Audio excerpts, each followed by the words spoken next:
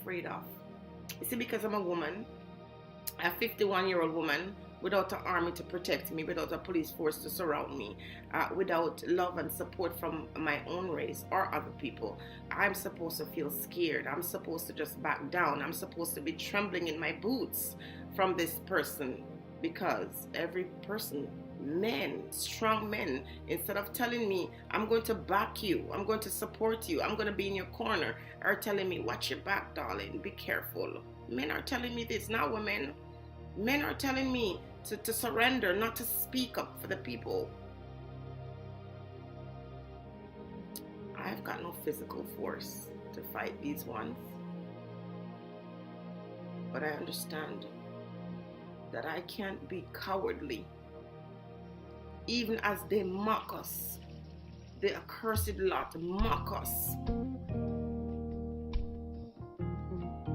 The people of Jamaica's condition cannot change until they desire that change.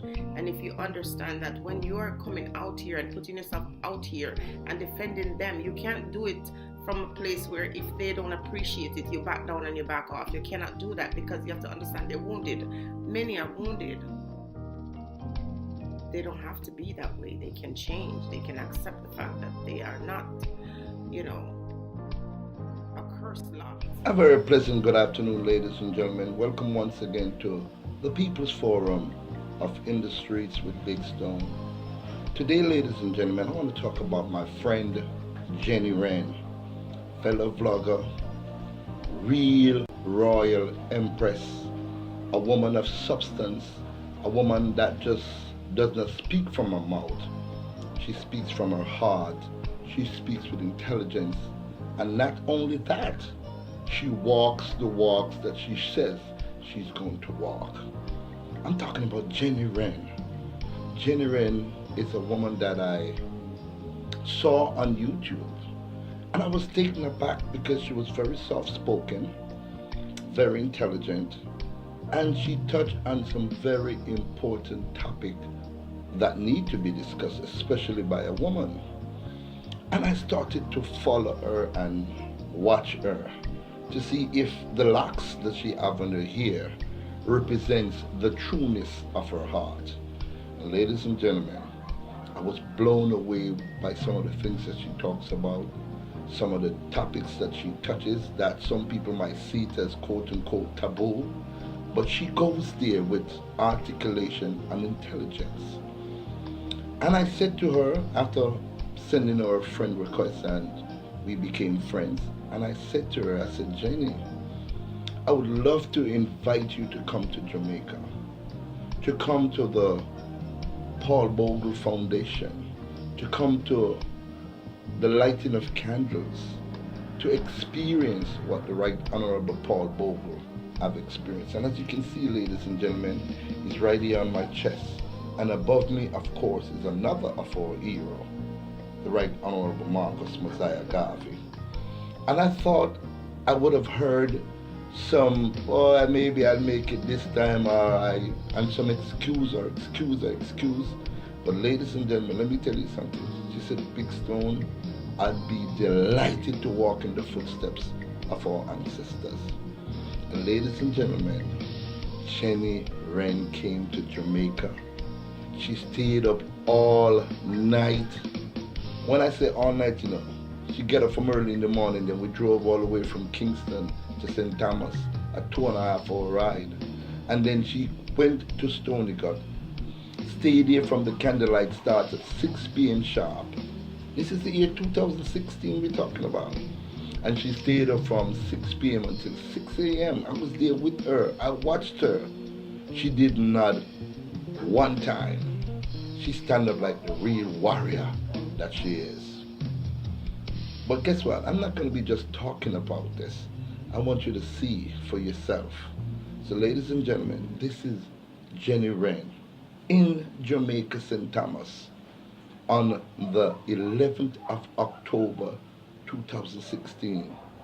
Not just talking the talk, but walking the walk. Take a look.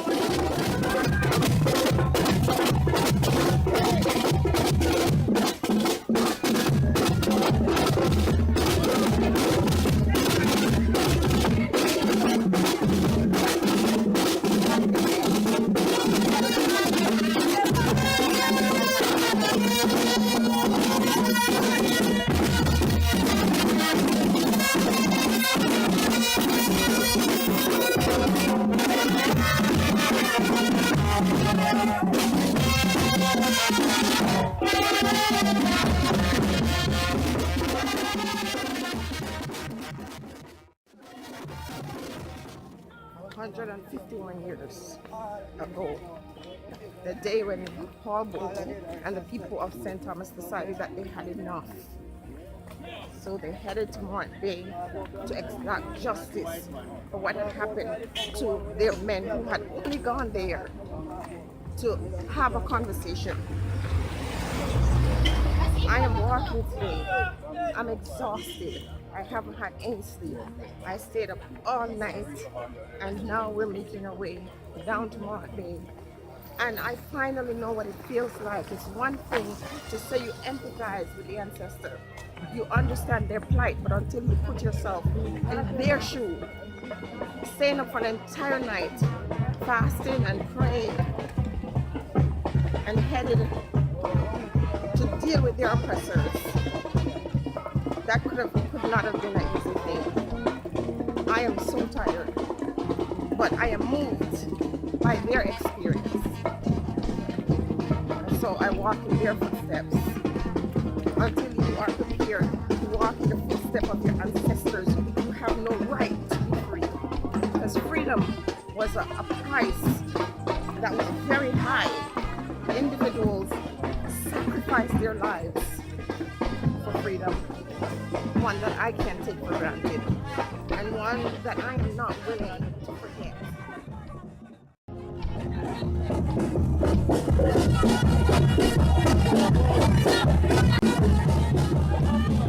Now, ladies and gentlemen, you've seen her on the front line walking. We have seen her actually covered over 4.5, going on 5 miles into the journey.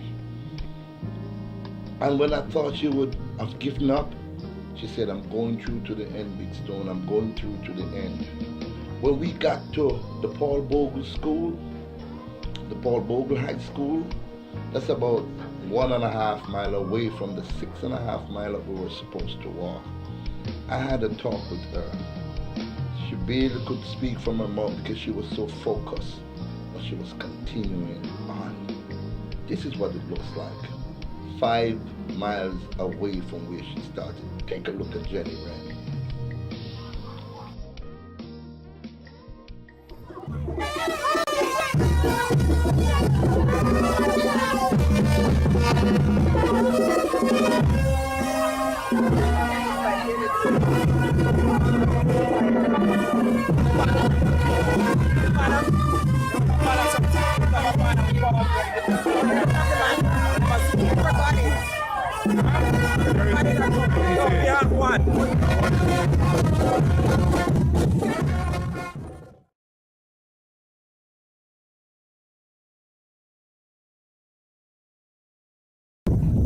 We have to cleanse our minds from this inferior and superior complex that keep us in bondage. We know how to come together when there's a natural disaster like the one we had recently. We manage to come together in harmony. We must do this at all times. We must return to the way of our ancestors. For them, it took a village to raise a child. We must not abuse our kids, but must teach and raise them with morals and values. We have to return to a time when the success of neighbor's child meant a celebration for everyone. When we solve our differences with violence, we weaken our race and send a message to the world that we can be separated and destroyed. Beauty lies in the coming together of our people, so we must learn how to embrace and respect people's ideas, talents, and social position, even if they differ from our own. We have to learn to walk away from arguments that threaten the safety of our brothers or sisters. When the black man or the black person truly learns to love each other, no one can violate us. No one can penetrate our borders. A strong community will lead to a strong country. If everyone sees each other as an ally, we will create borders that no one can penetrate. A cord of 3 strands is not easily broken. This is the only way to obtain perfect peace between brethren. We have got to start embracing our African heritage, educating ourselves about the powerful people of the past and present. We must remember our ancestors were violently ripped away from their homes, lost their language and culture.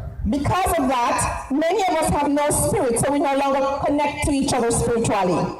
We have to quit telling ourselves that anything too black is not good. We have got to quit using our privileges to abuse others in this society. We have to stop ignoring the plight of the poor and needy, for in so doing, we create animosity in our midst. When we show love to the greatest and the least among us, we create harmony, which acts as a catalyst in building a strong nation. Peace comes when you develop acceptance for self and community. Peace comes from knowing and loving the other person as yourself. We are beautiful people. We are strong people. We are loving people. We know how to come together when it's necessary. And so I encourage you to bond together in your communities, in your schools, in your country, and watch us grow from strength to strength. Be blessed, African people. Think on these things. All the way from Toronto, Canada, ladies and gentlemen, she came here to say time.